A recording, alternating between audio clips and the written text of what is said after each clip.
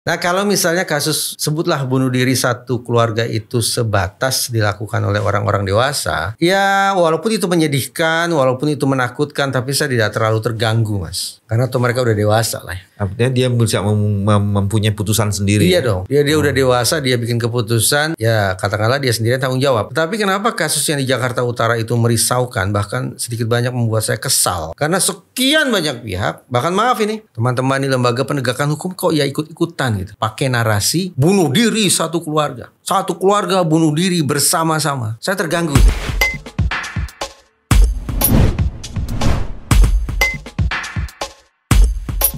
Bismillahirrahmanirrahim. Assalamualaikum warahmatullahi wabarakatuh. Yo, para penjaga kewarasan. Mudah-mudahan tetap waras dan terus menjaga kewarasannya. Alhamdulillah hari ini berhasil menculik waktunya. Mas Reza Indragiri Amril. Saya jarang sekali nyebut belakangnya Amril. Kepengen menyebut Amril. Apa kabar, Mas? Alhamdulillah baik, Mas. Kok pakai kata menculik, Mas? Itu menculik waktu. Karena yang kita mau bahas juga soal bunuh diri. Oh, gitu. Jadi ini semuanya urusannya kekerasan. Berarti Mas BW berhasil menculik saya, penculik ya? Ya, menculik waktu tadi saya. Tapi udah dapat pangkat kehormatan belum? Oh jauh ya? Jauh. Menculik udah dapat Iya. Soalnya masa menculik tapi yang diculik datang kan nggak masuk akal. Iya. Kalau menculik itu yang menculik si penculik yang datang ke tempat orang yang mau diculik. Iya. Ini masa Stockholm Syndrome gini. Saya korban penculikan, kemudian jatuh hati pada pihak yang menculik saya gitu. Terus saya mendukung Mas BW, datang ke rumah Mas BW, yang nggak masuk akal tuh. Oh gitu dia. Berarti penggunaan kata menculik di situ nggak tepat. Yes. Kalau begitu tuh yang menculik dan mencuri. Sudah dia menculik dan mencuri hatinya. Ini ngomong apa sih sebenarnya? Mencuri. Mas Reza ini kemarin tuh ada satu keluarga terjun dari apartemen. Tapi cepat-cepat penegak hukum menyimpulkan keluarga itu melakukan bunuh diri. Padahal dari keluarga itu yang orang dewasanya hanya 2. Iya. Sedangkan yang 2 lagi bukan orang dewasa. Iya. Sebetulnya kasus, sebutlah dulu ya, untuk per detik ini kita sebut sebagai bunuh diri satu keluarga atau bunuh diri bersama. Kan bukan baru kali ini, Mas. Iya. Di sekitaran Jakarta saja itu sudah paling tidak sudah ada 3 tuh yang menggemparkan. Ada di Jakarta Barat, ada di Cinere, kemudian juga di salah satu kota di provinsi di Pulau Jawa juga ada. Ini kalau data statistiknya ini nih selama 2023 nih Mas Reza. 971 bunuh diri, paling banyak Jawa Tengah tuh. Iya. 356. Lu mudah-mudahan bunuh dirinya memang benar-benar bunuh diri ya, bukan karena bunuh diri politik ya. Adalah analisisnya. Tapi kejauhan, kita mulai aja dari situ. Iya. Agak jaga jarak. Nah kalau misalnya kasus sebutlah bunuh diri satu keluarga itu sebatas dilakukan oleh orang-orang dewasa, ya walaupun itu menyedihkan, walaupun itu menakutkan, tapi saya tidak terlalu terganggu, Mas. Karena tuh mereka udah dewasa lah. Artinya dia bisa mempunyai putusan sendiri. Iya dong. Dia udah dewasa, dia bikin keputusan. Ya katakanlah dia sendiri tanggung jawab. Tetapi kenapa kasus yang di Jakarta Utara itu merisaukan, bahkan sedikit banyak membuat saya kesal. Karena sekian banyak pihak, bahkan maaf ini, teman-teman di lembaga penegakan hukum kok ya ikut-ikutan gitu. Pakai narasi bunuh diri satu keluarga. Satu keluarga bunuh diri bersama-sama. Saya terganggu tuh. Khusus kasus yang di Jakarta Utara. Kenapa? Bagi saya begini, Mas, kita uji dulu nih. Ini bunuh diri itu seperti apa dari sudut pandang psikologi forensik ya. Kita bisa katakan ini bunuh diri dan bunuh diri bersama kalau pertama bisa dipastikan bahwa pada diri masing-masing orang itu ada kapasitas mental untuk memiliki keinginan membuat keputusan bahwa saya akan mengakhiri hidup saya pada masing-masing orang. Unsur yang kedua yang harus teruji adalah antar mereka, bukan lagi masing-masing ini, antar mereka harus dibuktikan ada consent. Artinya ada persetujuan, ada kesepakatan untuk melakukan tindakan itu bersama-sama. Baru kemudian bisa kita katakan oke, ini narasi yang terukur ini bahwa bunuh diri bersama-sama satu keluarga. Nah, saya berbagi pertanyaan juga dengan Mas BW tadi. Dalam kasus Jakarta Utara kan ada 2 dewasa, ada 2 anak-anak. Kalau sudah kita bicara tentang 2 anak-anak, maka 2 unsur yang tadi saya sebut itu gugur dengan sendirinya, Mas. Patah dengan sendirinya. Kok bisa begitu? Nah, untuk memudahkan ini, untuk memudahkan para viewersnya channel Mas BW, kita keluar sebentar ya ke kasus kejahatan seksual terhadap anak. Ini mungkin akan memudahkan kita untuk lebih memahami. Nanti kita kembali ke masalah bunuh dirinya. Jadi begini, kalau ada orang, sebutlah orang dewasa yang melakukan aktivitas seksual dengan anak-anak, kemudian ditangkap oleh warga, ditangkap oleh polisi, kemudian si pelaku ini mengklaim, anak juga mau kok, anak setuju kok gituan dengan saya, maaf ya ini hanya itu. Maka serta-merta klaim dari orang itu gugur, patah. Bukan berdasarkan fakta, tetapi karena ketentuan yang sifatnya universal adalah ketika kita berbincang tentang aktivitas seksual yang melibatkan anak-anak, maka serta-merta anak-anak harus dianggap sebagai insan yang tidak punya kapasitas mental yang memadai untuk memiliki keinginan dan juga tidak mungkin bagi anak-anak untuk membangun kesepakatan melakukan aktivitas terlarang itu. Ini sudah ketentuan internasional. Makanya ada istilah statutory rape, bahwa kasus kejahatan seksual yang satu ini tidak perlu diinvestigasi sampai mengungkap apa sesungguhnya suasana batin si anak itu. Tidak perlu. Apakah anak mau atau tidak mau, setuju atau tidak setuju, pokoknya dia terposisikan langsung sebagai korban. Sementara pelaku dewasa, ya sebagai pelaku. Orang dewasa yang mengajak anak itu melakukan aktivitas seksual serta-merta terposisikan sebagai pelaku. Nah, cara pandang yang katakanlah luar biasa ini, karena tidak perlu mencari fakta tentang kondisi batin si anak, saya anggap ini sebagai sebuah cara yang luar biasa oleh hukum untuk memberikan perlindungan ekstra kepada anak-anak. Dari bahaya yang bukan bahaya biasa, tapi bahaya yang luar biasa. Ini kita bicara aktivitas seksual nih.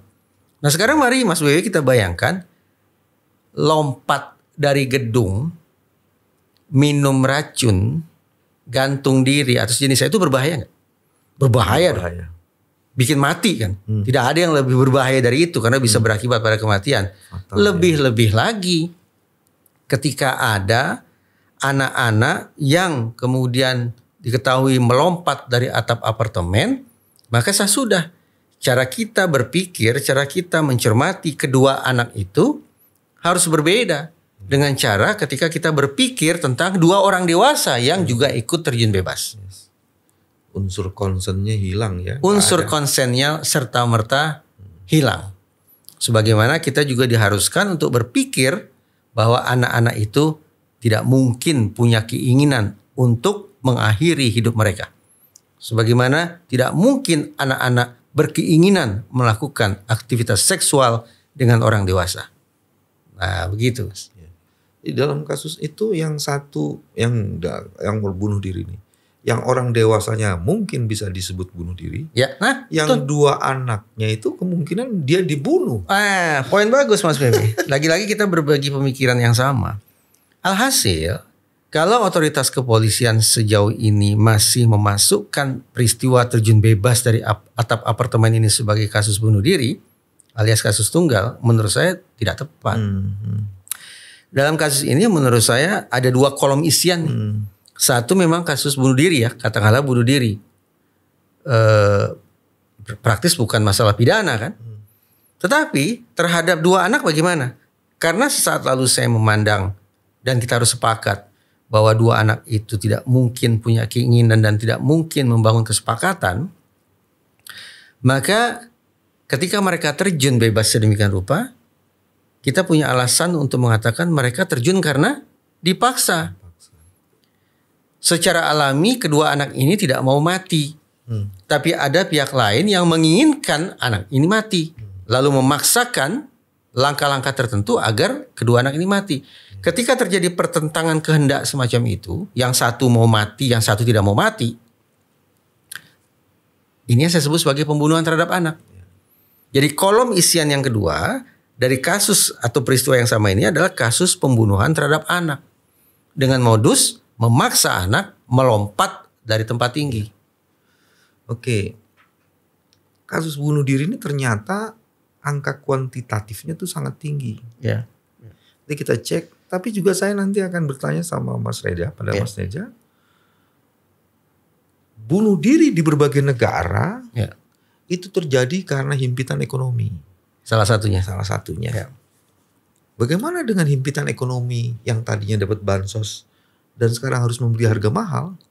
Apakah bisa menyebabkan bunuh diri? Kita nanti akan diskusikan mengenai itu. Sekarang saya mau ambil statistiknya dulu. Nah, ada statistiknya tadi. Yang Jawa Tengah paling tinggi. Mas Reza, ini ada ini data dari Januari sampai Oktober 2023. 10 provinsi dengan kasus bunuh diri terbanyak. Ada beberapa pertanyaan ya Mas ya. Kok Jawa Tengah dan Jawa Timur ya? Jakarta enggak justru. Bali juga tinggi. Setelah itu baru Jawa Barat. Nah yang menarik juga Yogyakarta Mas. Bagi saya itu menjadi, ini kota-kotanya menarik tuh. Provinsinya. Ya, provinsi-provinsi. Kalau Jawa Tengah kita pernah dihadapkan pada entah itu temuan, entah itu data bahwa Jawa Tengah ini pernah menjadi salah satu provinsi termiskin kan Mas? Ups. Oh iya. Ya. Betul kan? Tapi sayangnya data ini kan tidak menunjukkan kepada kita 300-an orang yang maaf meninggal dunia dengan cara bunuh diri itu siapa? Profilnya nggak kelihatan. Itu apakah kaum papa atau kaum berada? Kalau 356 atau kalau kebanyakan adalah kaum papa, maka kita punya alasan untuk membangun tali temali bahwa bunuh diri itu memang disebabkan oleh impitan ekonomi. Kemiskinan adalah pintu gerbang bagi kematian ya, kesannya jadi menakutkan sekali ya. Tapi sekali lagi sayangnya data itu tidak menunjukkan kepada kita apa kira-kira menyebabkan mereka meninggal dunia. Apakah karena penularan penyakit? Tidak juga ya, sepertinya selama tahun 2023 justru COVID berhenti. COVID berhenti. Apa ya yang menyebabkan? Kecelakaan lalu lintas? Sepertinya kekacauan lalu lintas tidak hanya di Jawa Tengah. Nah, gitu ya. Jakarta mestinya tinggi. Iya. Kecelakaan di tempat kerja, misalnya ada pembangunan infrastruktur tapi abai keselamatan pekerja, lalu kejatuhan apa segala macam. Gini.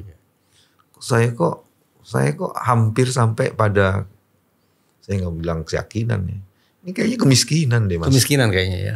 Saya mau menghubungkan itu dengan, maaf Mas, saya mesti kaitkan dengan isu bansos nih. Serbuan bansos paling banyak ke Jawa Tengah. Karena orang miskinnya banyak mungkin. Nah saya jadi teringat juga hasil riset Mas, tapi di Amerika ini. Hasil risetnya mengatakan begini, kebalikannya. Kita diajak berpikir kebalikannya. Bahwa kebijakan-kebijakan yang pro masyarakat income bawah, low income, ya disederhanakan deh. Kebijakan-kebijakan negara yang pro masyarakat miskin, itu akan bisa secara signifikan menurunkan tingkat bunuh diri. Oke. Artinya, merespon apa yang Mas BW katakan barusan, banjir bansos kalau itu betul-betul dilakukan terutama di provinsi semisal Jawa Tengah, maka boleh jadi kita memiliki dua pemaknaan. Banjir bansos itu merupakan jawaban, merupakan respon terhadap tingginya kasus bunuh diri yang konon disebabkan oleh kemiskinan. Itu pemaknaan pertama. Jadi kematian yang luar biasa akibat data di Amerika tadi itu ya? Betul. Oke. Dan pemaknaan yang kedua, banjir bansos adalah penawar agar kedepannya kasus bunuh diri di Jawa Tengah bisa turun. Yang pertama boleh jadi terjawab. Betul nih, bahwa banjir bansos boleh jadi merupakan jawaban, merupakan respon penguasa terhadap tingginya kasus bunuh diri di wilayah tersebut. Tapi terkait pemaknaan yang kedua, apakah bansos yang banjir bandang ini akan betul-betul efektif menjadi penawar atau tidak, nah kita masih tunggu waktu. Tapi ada data lain yang saya baca nih. Kemiskinan ekstrim di Jateng 2023 tinggal 1,1%. Nah, tapi cuma kemiskinan ekstrim. Kalau cuma angka 356, penduduk Jateng itu berapa? Kalau 1,1% yang miskin, kalau betul nanti profilnya miskin masuk nih. lagi pula begini, 356 ini kan pertama sepertinya hampir bisa dipastikan tidak semua data terekspos kan. Tidak setiap keluarga, tidak setiap kampung, tidak setiap desa mau buka-bukaan tentang warga mereka yang meninggal dunia akibat bunuh diri.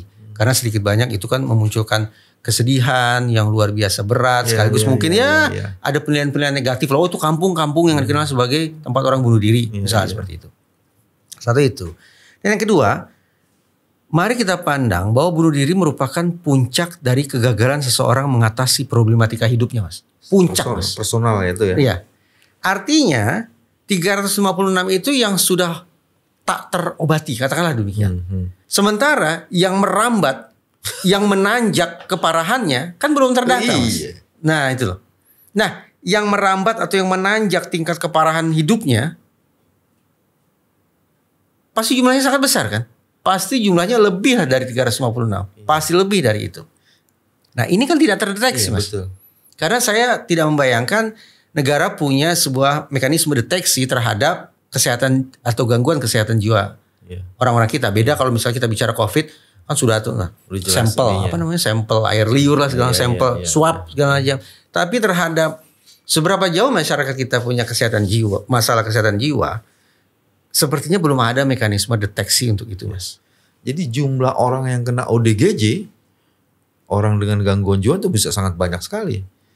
Oh iya. Dan sebagian dari mereka juga mengambil jalan pintas bunuh diri ada juga. Tanda-tanda bahwa politik itu memunculkan kegelisahan yang luar biasa, yang bisa menyebabkan terjadi kegoncangan secara batiniah, itu kan sudah mulai tampak ketika pemberitaan ada caleg gagal, ini gagal, itu gagal segala macam. Itu yang udah ekstrim kan, yang diliput media kan pasti yang ekstrim, yang sudah bicara sendiri, menggelandang tidak karuan kemana-mana, buka baju, jadi naik motor. Tapi yang mengalami keguncangan serupa, namun dengan bobot yang katakanlah lebih ringan, kan tidak terekspos. Mungkin ada nih caleg yang sudah di rumah mulai marah-marah terus, banting-banting barang dan seterusnya, tapi kan tidak terlacak, tidak tertangkap oleh kamera. Ya, studi ini Mas, belasan kasus bunuh diri yang terjadi di Wonogiri 2023 terjebak pinjol hingga kalah judi slot. Dan kalau saya tidak salah sudah mulai ada nih beberapa perguruan tinggi yang punya inisiatif mengatasi masalah keuangan mahasiswanya dengan cara melibatkan perusahaan pinjol. Iya kan? Problem pinjol diatasi oleh perusahaan pinjol. Problem keuangan mahasiswa dia coba atasi dengan melibatkan pihak swasta. Bukan lewat beasiswa, tapi lewat penyediaan dana pinjol. Kalau hari ini gara-gara pinjol saya besok bisa kuliah, tapi di akhir semester saya tidak tahu bagaimana bayarnya. Wah, seperti bom waktu ya. Bom waktunya bisa 3 tuh Mas. Itu 1 bisa ODGJ. Terus yang tadi bisa terus mengakhiri secara segera problem itu. Terus ketiga menciptakan korban yang lain, kan gali lubang tutup lubang. Andai kita pakai teori klasik nih Mas Wewe, teori frustrasi agresi, bahwa frustrasi itu akan disusul dengan agresi. Agresi itu kan bisa kedua arah, Mas. Bisa ke diri saya sendiri, berarti puncaknya adalah bunuh diri atau menyakiti diri sendiri, atau agresi yang keluar. Agresi keluar apa? Ya kekerasan, kejahatan, dan segala macam. Jadi cara kita untuk menakar apakah Indonesia membaik tidak cukup memang hanya dengan melihat angka bunuh diri. Tapi angka kejahatan pun boleh jadi merupakan dampak dari situasi politik yang tidak membaik. Apalagi kalau kemudian kita potret sebagaimana hasil penelitian Litbang Kompas, hasil investigasi Tempo, bahwa sekian banyak alat negara sudah disalahgunakan untuk kepentingan politik elektoral, politik keberpihakan. Karena lagi-lagi saya cuma bicara riset nih. Kalau saya bicara riset, sesungguhnya hati saya, Mas, hasil riset itu datang dari kepala saya, Mas. Kalau dari hati saya itu harapan mudah-mudahan hasil riset ini tidak terjadi gitu, Mas. Tidak terjadi. Tapi saya punya alasan untuk khawatir karena hasil risetnya mengatakan begini. Mengacu pada hasil, sekali lagi hasil risetnya Litbang Kompas dan Investigasi Tempo, berarti kan kita ini akan memandang miring alat-alat negara, Mas. Alat negara yang paling dekat dengan kita apa? Otoritas penegakan hukum, kan? Kalau kemudian publik sudah memandang miring otoritas penegakan hukum, manifestasi jangka dekat, bukan jangka jauh, yang akan muncul ada dua.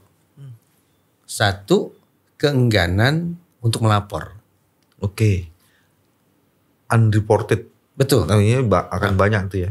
Alhasil, kalau misalnya nih teman-teman di kepolisian mengatakan akhir tahun, laporan akhir tahun, angka kejahatan menurun, jangan buru-buru gembira. Karena boleh jadi masyarakat malas melapor. Oke. Kenapa malas melapor? Pertama tadi, karena masyarakat merasa bahwa otoritas penegakan hukum tidak lagi terpercaya. Itu yang pertama. Yang kedua, kalau masyarakat sudah tidak lagi percaya terhadap otoritas penegakan hukum, maka masyarakat tidak mau tahu terhadap kerja-kerja mengamankan lingkungan, menjaga ketertiban, dan seterusnya. Perilaku berkendara akan semakin ugal-ugalan. Jangan berharap ada yang namanya kemitraan dengan polisi dan seterusnya. Dalam situasi sedemikian rupa, maka ini adalah masa yang paling ideal bagi terjadinya huru-hara, bagi terjadinya kekacauan. Ketika masyarakat tidak percaya otoritas penegakan hukum, otoritas penegakan hukum pun barangkali di dalam sedikit banyak mengalami demoralisasi karena mereka tersadar bahwa apa yang mereka lakukan bertentangan dengan tugas dan fungsi mereka, terjadi demoralisasi, sama-sama down berarti kondisinya, masyarakat down, personel penegakan hukum juga down. Itu masa yang paling ideal bagi siapapun untuk menciptakan kekacauan, untuk melakukan kejahatan. Itu masa yang paling ideal. Kalau ini artinya apa ya Mas Reza? Post humus. Oke, gini. Tadi saya katakan di kasus Jakarta Utara itu, saya memotretnya bukan kasus bunuh diri semata, tapi kasus bunuh diri dan kasus pembunuhan terhadap anak. Karena kasus pembunuhan terhadap anak adalah masalah pidana, berarti ada dong permintaan tanggung jawab terhadap pelaku pembunuhannya, itu kan ya? Nah sayangnya dalam kasus itu sang pelaku, anggaplah pelaku, terduga pelaku sudah tidak ada karena terjun. Maksud posthumous trial adalah, Mas Bebe pasti paham lah, Indonesia kan tidak mengenal proses permintaan pertanggungjawaban pidana terhadap orang yang sudah meninggal dunia. Saya tidak tahu sama tidak sih dengan persidangan in absentia? Bukan, beda ya? In absentia orang itu masih ada. Cuma tidak bisa dihadirkan. Cuman kalau orang yang sudah mati dia tidak bisa lagi dituntut. Ada isu yang beda. Sekarang saya masuk di isu yang terakhir Mas. Kemarin kalau bansos itu orang kan sebetulnya tadi saya ingin mengatakan ini, saya tuh pertama kali ya menarasikan posthumous trial di ruang publik justru pada kasus terorisme. Sekian banyak orang meninggal dunia dengan status sebagai terduga terorisme. Baru terduga Mas. Sang terduga sudah kehilangan nyawa, keluarganya jadi kayak sampah Mas. Dibuang ke sana, ditolak ke sini dan seterusnya. Dan tak bisa meminta dan bisa mengetahui kenapa sampai terjadi betul. Itu. Terduga ditembak. Siapa yang bisa memastikan bahwa dia sungguh-sungguh teroris? Siapa yang bisa memastikan bahwa aparat tidak salah tembak misalnya? Nah, untuk menguji itu kan semestinya harus ada persidangan ini. Tapi sayangnya orang sudah meninggal dunia. Nah, Indonesia sekali lagi tidak mengenal posthumous trial. Jadi sang terduga akan terstigma selama-lamanya sebagai teroris. Istri dan anak-anaknya akan terlabel selama-lamanya sebagai keluarga teroris. Sebutan teroris yang tidak keluar dari ruang persidangan, tapi keluar dari ujung peluru yang mengena ke tubuh seorang terduga. Kalau saya tuh malah berpikir sebaliknya gitu ya Mas Reza. Kalau terduga teroris atau apapun lah yang orang dicap sebagai sesuatu dan kemudian meninggal, tapi dia berada dalam tangan penegak hukum, maka kasus itu extrajudicial killing. Iya, karena sama kayak tadi konsensnya itu kan. Ya. Dia harus bisa membuktikan kenapa orang ini meninggal. Kan orang ini dalam pengawasan penegak hukum. Betul. Yang harus memastikan bahwa orang ini memang harus hidup untuk dimintain pertanggungjawabannya. Ya. Kalau dia emang salah ya hukum lah gitu ya. Ya. Dan itu harus dikualifikasi extrajudicial killing. Karena kalau nggak begitu, nggak ada tuh pertanggungan jawab. Sama kayak orang menyerahkan data pribadi. Terus tiba-tiba bocor di mana-mana. Iya. Di mana negara? Ini perannya di mana negara? Iya. Jadi dalam kasus teroris, terduga teroris atau siapapun terduga narkoba dan macam-macam. Ini kan mirip Mas, Petrus Mas. Sama.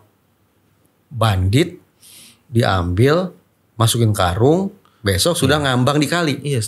Bedanya yang ngambil nggak jelas. Iya. Kalau ini ngambil jelas. Harusnya karena yang ngambil jelas masih bisa dipertanggungjawabkan dong. Kenapa sampai kayak gitu? Dan itu harus diuji melalui proses pengadilan. Mengerikan loh Mas kalau kemudian negara, saya bicara secara umumnya, negara sudah menganggap sah-sah saja melakukan langkah-langkah ekstrajudisial atas nama ketertiban, atas nama segala kebaikan lah. Ini fasis bukan? Fasis banget. Fasis banget ya. Fasis banget. Orang yang atas nama negara menggunakan segala cara sampai kemudian membuat warga tidak memiliki kesempatan, memiliki ruang untuk membela dirinya. Dan ini kok kayaknya nih diskusi kita menjadi menarik. Karena sekarang ketika politik kekuasaan semakin otoriter, itu dia dekat dengan fasis. Itu yang saya khawatirkan Mas. Terus terang itu yang saya khawatirkan. Kalau sudah ke situ ngeri banget itu. Dalam sejumlah obrolan kita sekian kali Mas, sekian bulan silam, saya itu secara terbuka mengatakan saya tidak memberikan ruang sedikit pun terhadap Gibran gitu ya. Ingat tidak? Saya berulang kali kan mengatakan itu. Kenapa? Bagi saya Gibran ini kan potret nepotisme. Jadi kata nepotisme itu kalau dipersonifikasi itu adanya pada sosok Gibran. Yang hari ini berdasarkan hitung-hitungan KPU dia adalah wakil presiden terpilih. Apa yang Mas Boy katakan tadi itu suka tidak suka membuat saya terpikir tentang siapa pasangannya Gibran. Yaitu ketika negara seolah menganggap, bukan negara lah ya, ketika orang menganggap sah-sah saja atas nama kecintaan terhadap negara melakukan langkah-langkah di luar hukum. Itu yang saya khawatirkan Indonesia ke depannya. Kalau Mas Boy tadi menggunakan istilah apa? Otoriter, itu dekat dengan otoritarian, dekat dengan fasis. Iya, itu jadi kayak nyatu ya. Dan yang paling mengerikan, coba deh lihat fakta ini deh.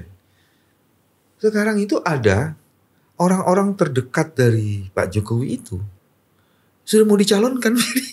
Ada yang mau dicalonkan jadi bupati, wali kota, naik dari calon gubernur. Terjadi tuh. Jadi semakin menguatkan politik dinasti itu. Jadi ke arah sana. Iya. Tapi yang sekarang mau tanya itu loh Mas tadi. Gini loh Mas, kita kan seperti terbang, perbincangan ini membuat kita terbang ke dimensi yang lain kali ya. Dari semula kita sebatas berbicara di atas atap apartemen, gitu kan? Kita bicara semula kan tentang peristiwa di atas atap apartemen. Sekarang kan meluas jadi ke seluruh Indonesia jadinya gitu. Kenapa? Karena barangkali ini refleksi dari kegelisahan kita Mas tentang situasi politik kontemporer kali Mas ya.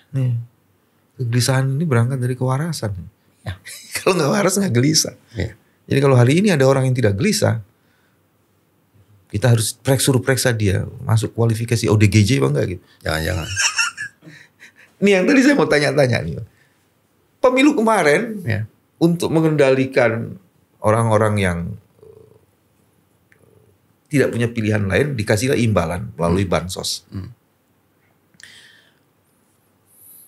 1 minggu pasca election, tiba-tiba harga beras mencekik leher sampai sekarang ini. Itu terasa Mas. Saya pun sekeluarga merasakan itu. Sampai sekarang ini orang kemudian berbondong-bondong. Nah pertanyaannya ini, karena kita lagi ceritanya bunuh diri nih, ini bisa jadi bunuh diri politik massal ini. Betul kan tadi saya katakan. Jadi seolah-olah negara ini tidak kunjung mampu menciptakan situasi yang katakanlah berpihak kepada masyarakat banyak. Khususnya kepada masyarakat di kelompok rentan. Saya alhamdulillah tidak merasa saya ini kaum papa Mas. Tapi boleh jadi karena saya juga bukan orang yang kaya raya, saya boleh jadi berada di tebing loh Mas. Kacau negara, tidak tertutup kemungkinan saya tergelincir masuk ke kalangan kaum papa. Mas. Ngeri sekali. Kenapa? Karena kebijakan negara yang tadi saya katakan sepertinya tidak kunjung mampu mengendalikan situasi negara agar berpihak pada masyarakat banyak, terutama berpihak kepada masyarakat bawah. Kegagalan itu yang hitung-hitungan di atas kertas berdasarkan riset memberikan dasar bagi kita untuk berpikir spekulatif memang bahwa situasi ini tidak terlalu kemungkinan akan disusul dengan berbagai macam penyimpangan perilaku, termasuk yang paling ekstrim adalah bunuh diri,